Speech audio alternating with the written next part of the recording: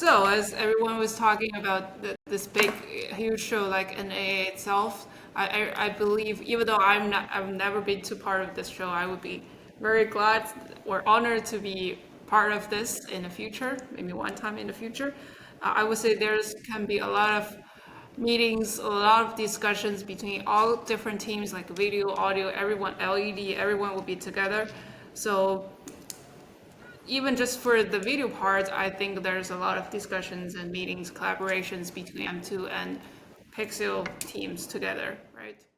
Well, Roy, actually, I'm interested about how you get those kind of requirements or the need from the M2 events. Um, I think I knew this project is earlier this year, and I heard from Norman there is a big, huge project coming this year, and it's around June. So we were scheduling to have training first, like the Chicago training in April and the SI training in May. So I think Jeff attended the training in Chicago first. So that's the first time we did the preparation for the training for the operation part. And the second is I remember I fly back to China is in May, and then Norman came to China together, and we traveled to the North Pixelhue office, Pixelhue R&D team, and we sit together in the conference room and talk about the whole project and how to build a system and how many inputs, outputs we will use, what kinds of function will be used in this project. And then I think Jack was there. And we are there to talk about who we will send to the on-site to support, and decide that it's Brad will be there to support the whole project. And next part is the show side, and we keep communicating in a WeChat group, or I think most of the WeChat group we can just talk to R&D directly, in case there are some issue maybe, yeah. So until the project, I think everything is went smoothly at that point, yeah. So you heard of the requirement and you do the preparation. After that, you Pixelhue's team and M2 events design the solution together to make the events better, right? So, Yes. Yeah, so that's the process, right? Okay, so actually it's Brad on the side before, but actually I'm doing the same job as Brad, so I believe there should be a lot of meetings or preparations, cooperations before this show. So how's the experience to work with Pixelhue's team or the developers in China? This is the first time I've ever had anyone from a particular company right there alongside of you while you're either learning something or doing anything. I feel like everybody I've met so far, I mean, the three of you seem lovely. Roy's great. Everybody on site was great. I think it's amazing to have you guys sitting there right alongside of everything. So it's the only time I've ever worked with anyone directly from any company that produces gear or is there to oversee the gear that they produce. Okay, so what about Norman? You could tell us the truth. Does the Roy invite you to come to Xi'an, or you come to Xi'an by yourself? Just feel free to say that. It's 50-50. You know, I'm very curious, and you know, I love visiting other countries. I mean, part of the reason why we do the job is to travel, but my bigger thing is, you know, understanding the engineering of the hardware and to talk to the people who are building the device, because when there's issues on site, you know, some people, you know, yes, we carry a spare, but sometimes there's situations where we have to open the hardware device and figure out what's going on, whether it's a motherboard issue or a power supply issue. And so, we just have to be very mindful of the engineering of how certain devices are built. And so to see it from a factory standpoint and see it from the standpoint of the people who develop it is very important. And so I like to visit a lot of our manufacturers and see, their supply chain, see what their manufacturing standards are, whether they have like Lean Six Sigma practices or depending on their warehousing and operations, what that looks like, so that if there are issues on site, we're able to resolve it very quickly. It also provides me with background. I like to be able to know kind of how it's being put together, so that when we look at the FPGA architecture and say, hey, there's a manufacturing defect because when we were looking at it, it was this, and now it's this, and this isn't working. So it's like just being able to know, kind of pinpoint with what our issues could be, especially because the event space that we work in with live events, failure is not really an option. The saying "the show must go on" comes from we have to figure something out and keep moving. And so whether that means fully re-engineering a hardware device or doing whatever we can to make sure that we're able to guarantee without any failure the accuracy of the device. This is part of our QC and maintenance and quality assurance project that we look at when we purchase inventory, so that we know exactly what we're getting into and we know kind of where we stand from. And so coming to Xi'an was basically part of that project, was to just kind of look at how Novastar and Pixelhue develop their inventory and develop the gear and build all of the parts to develop and deploy Pixelhue devices. So what about the factory you visited? Because even I haven't visited that factory. No. We're not allowed to go in, you know. Yeah. We're not qualified.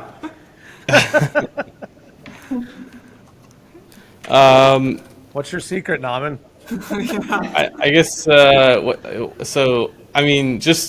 think seeing the production line and the testing after it's built, to understand like how it's going through the testing procedures basically is very important. And so seeing that whole process go through, and then if a motherboard is not working or if there's a chip issue, seeing the repair status and seeing how it's documented. So like some things that we look for is, once a product is made, a serial number is assigned, is tracking issues with said serial number. So like, is it a paper tracking system? Is it a computer-based tracking system? And then being able to get down to like the component level, because if Neutrik tomorrow or some manufacturer decides to issue an RMA on certain parts, being able to target exactly which serial numbers are targeted from an RMA is very important. So I think that level of understanding and that level of commitment to tracking each item by serial number and all the parts that go into it is very important. So seeing a system developed across the board that can deliver that, especially with how Pixelhue and Novastar are doing it, makes a lot of sense. So there's big ups to doing that. And then the field testing, it's like there's a heat chamber, being able to take it up to 110 degrees, 120 degrees Fahrenheit, and then also being able to cook it, bake it, make sure essentially everything is basically road tested, as we call it, so that as it goes through trucks and trailers and gets shipped around the country and flown across the country, it's a very reliable product. So seeing all of that kind of helps us ease our minds, knowing that there's a lot of time and energy that went into the R&D and went into the engineering of the hardware device, because it's very easy to say, oh nope, this doesn't work, and then move on. So we like to look at all the machining and tooling that goes into it.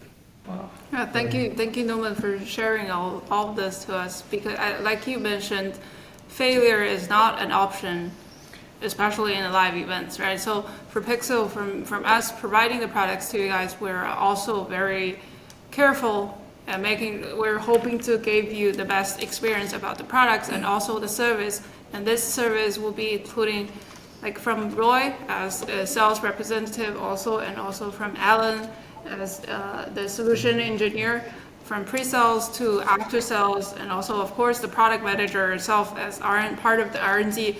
We're always very open to open and also freely discuss with our customers about any kind of your questions, your requirements about the products, or any potential features that could be developed in the future, right? Because we're in a industry that we have to provide the best show experience for every person, right? Yeah. So that's our goal as well, to really be the event engine to all our clients. Yeah. Yeah, and talk about the event engine. I'd like to ask Norman, were there any specific features of the Pixel products that stood out to you, no matter Q8, U5, U5 Pro, or P series? I think the expanded ability to have 7 mixing layers per card, I think that allows us to open up a lot more resources when it comes to looking at what we're able to do on screen. Jeff, I don't know, from your standpoint, building pips and stuff like, it's fairly new in terms of like conceptually like how the software is being designed, and like we're only on version 1.5, right? Right. So, we're in like year 2-ish of software. So I think just seeing how quickly it is to deploy is huge. As far as like additional features, yes, that list of stuff exists. I know you guys are working on it. So I don't know, Jeff, is there something that comes to mind when it comes to execution on show site? Like, it was very seamless. It was very easy. It was almost too easy. I'm sure AI is going to take my job away from me within the next 2 years. Taking things in natively is huge.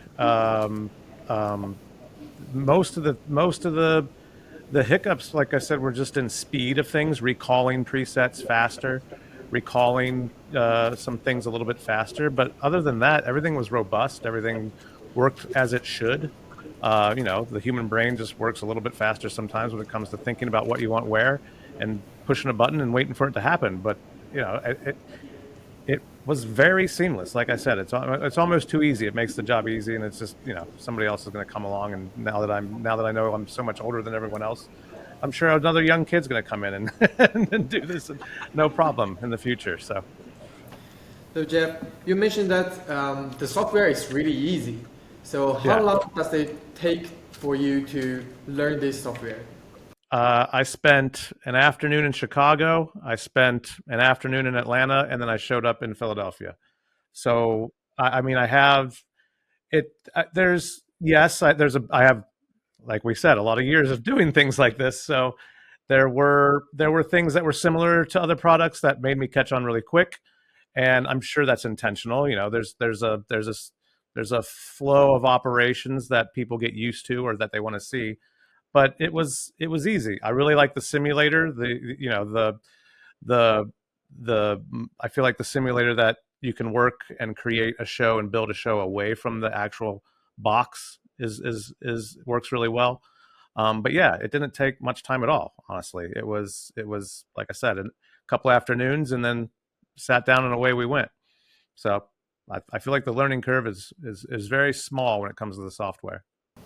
So actually, I got one more question, because I actually got this questions from some other clients. You mentioned that for such a big show like NAA, this annual event, normally it would take 7 or 8 E2, probably. Do you feel safe if there's only one Q8 running the whole show? Because I feel more safe as opposed to trying to link all those other machines together. You just have so many more points of failure as opposed to one machine. Yeah, because you're talking about not just a CXP cable. You've got many power supplies now, and in the wide world of quantity production, mass production, right? there's no 0% failure. There's always going to be a 0.001% chance, right? And so what if that 0.01% is in your power supply in that machine? And that's why I think, the beauty of Q8 is there's 3 power supplies, 1 fully redundant, So if you do lose a power supply, you're good. And so if you're stacking 7 E2s, that's 14 power supplies to deal with no spare, right? And then, you could carry a spare on site, but the chance of failure as you start stacking hardware becomes much, much higher. And so I think just having less in terms of stacking is much more safer, especially since our backplane is an FPGA-based backplane. You're talking about on card processing, and so not having to deal with a lot of traffic going through motherboard and making it intensive that way. So I think this kind of just attests to the engineering of the hardware of the device. So it goes a long way to reliability. So do you normally have a full link backup on other shows like this? Because I remember earlier you mentioned that you had a spare Q8 at the back for backups. Yeah. Correct. We had another Q8 there. We would constantly back up to that Q8, and so if we had to, we could switch the whole machine out real quickly. But we didn't have it running redundantly just because I don't think we had, and Naman, correct me if I'm wrong, I don't think we just had the sheer number of enough outputs from the D3 or the LED processors to run redundant signal to everything. Yeah, and from a workflow standpoint, this is something that we're working on. I know Vincent knows it, but is linking, 2 Q8s together, and then also being able to use like a Lightware router or something to DA everything, and having fully redundant closed loop systems with a second set of LED processors. We already have Playback Pro kits that are in tandem with A and B rigs, so just splitting everything essentially so that we could deliver a fully closed loop system. We're not quite there yet. It's just very expensive from an upfront cost standpoint to do a closed loop system, but knowing that we have a fully backed up Q8 sitting next to it, having a disguised understudy, having a backup Mac Studio for Playback Pro, having 2 SDI feeds from Camera World, just basically 2 of everything allows us to ensure signal viability across the board. We have input source backup, we have output copy, we could use Ginlog to do the synchronization, and also device backup. So we are actually providing the whole system of backup solution to make all of you guys to feel safer. Yeah, that is why we try to make just one machine but have more powerful, because we know that more machine means more dangerous. And as a product manager, I'm glad to hear that you guys like our product. I have a question, Norman. What do you think is the most important point for the product or the software? The most important point? Yeah, I think before any product could enter the live event space, system reliability is number 1. If there is a piece of hardware that doesn't work, I will take it and throw it in the trash, because at the end of the day, a client doesn't care about a projector flashing. If it doesn't work, that is cause to not use us again, but also we didn't deliver on our contract and on our terms that the system works. And so for anything, whether it's projectors, LED wall, processors, screen management, cameras, reliability has to be number 1. Every other feature set after that is a plus, and it makes life easier for the engineers and for everyone. But step 1 is just building a tank of a product that works. And not just works one time, but works every time. Every time we boot it up, it needs to work. We shouldn't have to go through multiple system updates or go into a boot loop because Windows isn't working. From a standpoint of hardware devices that are being used to execute live events, it just has to work. So that's our step one, get here. Everything else after that is a plus. But yeah. I agree with Naman completely. I would rather use a machine that I can rely on than a machine with a bunch of fancy bells and whistles. So, the bells and whistles are great as an op standpoint, but I much prefer walking in with the confidence that, like you say, this thing's going to work and I'm not going to have any problems with it. So I think you already have a lot of products lined up in the future, right? Any new functions or new requirements, new features? We have Vincent here as the product manager, so shout out all your requirements. So no man. I mean, Roy has a very extensive list that we've Hold been up your talking list, through. Roy.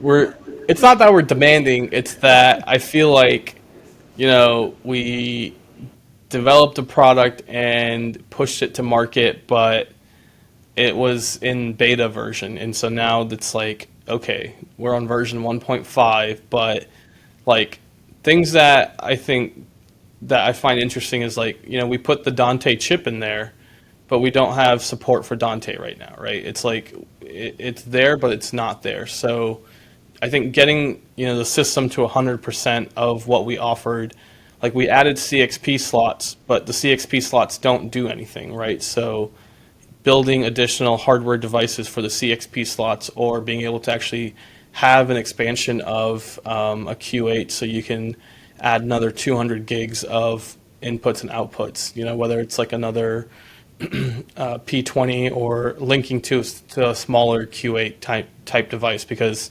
like obviously we went in with the mind of we're going to want to use this hardware port at some point. That's why it's in there. So I think just bringing everything that's already there to reality, like system reality essentially, is bigger than kind of anything else. Otherwise, why include the CXP slots? Why include the Dante chip? It's like, what's the point? So I think just finishing off a lot of that is step one. Step two, there's always going to be software upgrades and little user interface things that will continue on for the next few years. But I think where we are currently in the life cycle of a Q8, it needs to get finished basically. Okay, for now we are working on Dante system. Not only Dante, but actually the whole audio matrix management system, and we try to integrate it function and public in 1.6. Yeah, and 1.6 will release on LDI exhibition. Maybe you can. This year, right? Yeah, this Yeah, year. this This year. year. Yeah, no, I know, and we've been talking about, I know the future is very bright for 1.6 and 1.7, even going into the 2110 world, and like getting in a output card, getting in a display port 2.0 and HDMI 2.1 card, all very exciting stuff on the roadmap. It's like, before we go down that path, right, you need to kind of finish the stuff that is already existing so that we can ensure that when customers are asking for certain features, it's already there. It's like we see the Dante port, but we can't use the Dante port. What's the point of the Dante port then, Yeah, for sure. We actually, for the 1.5 version, we are focusing on enhance our software to enhance every kind of function we already have.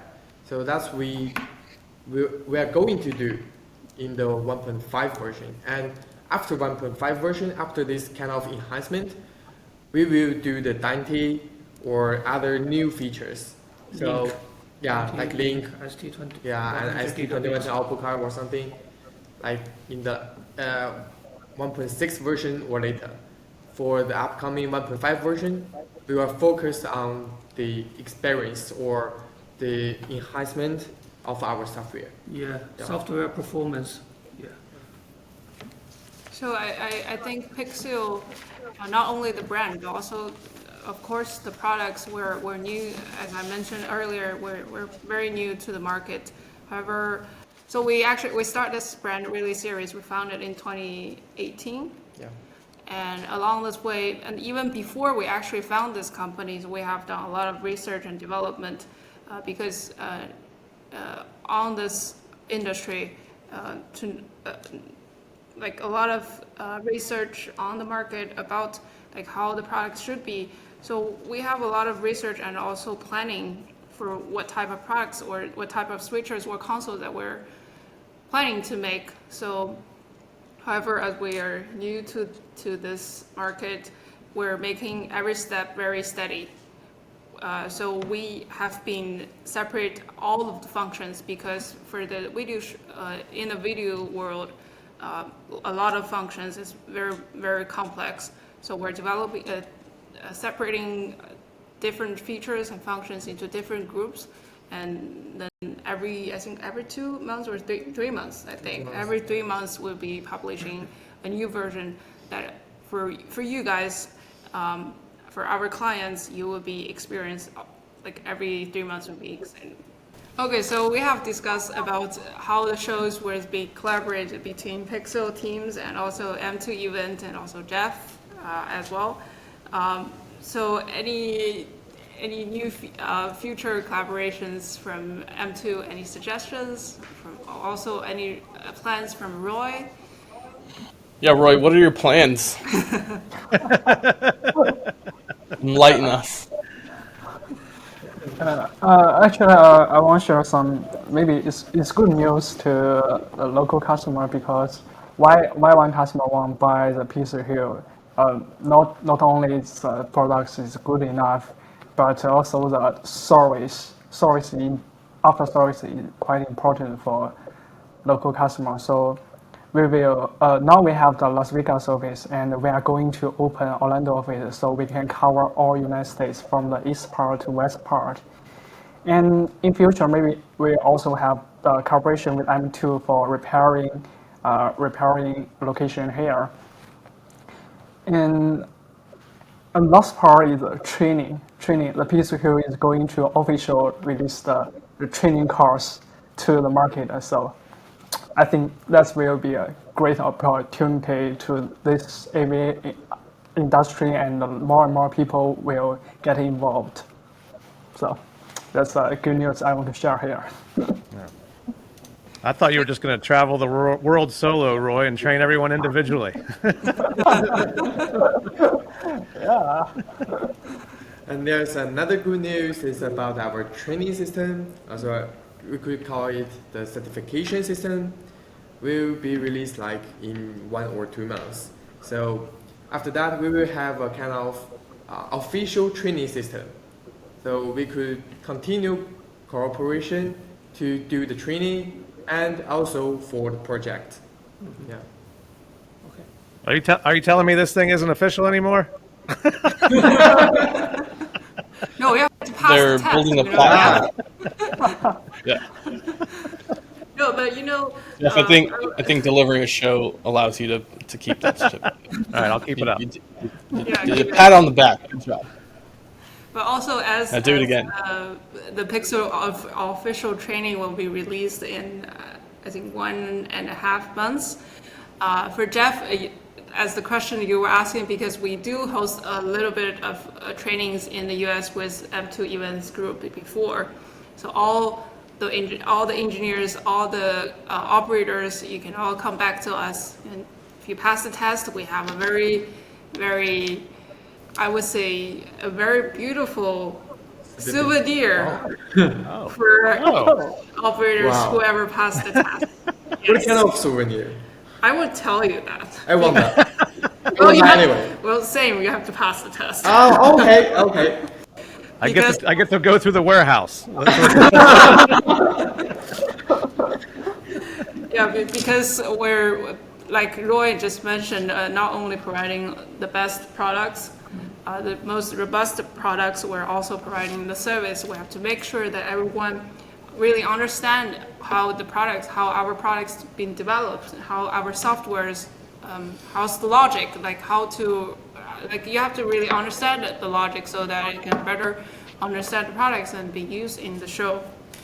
So Yeah, thank you, Roy, for mentioning that. That's really big news for us to show to the market as well. And No, 100%. I look forward to learning more. I need to learn more. Like I said, I've done it one time, and I need to learn more, and I want to learn more. I mean, it's an exciting enough product for me to want to learn more about it and be more proficient at it. Yeah. so I would say thank you, everyone, joining us today for our first ever Pixel in Focus.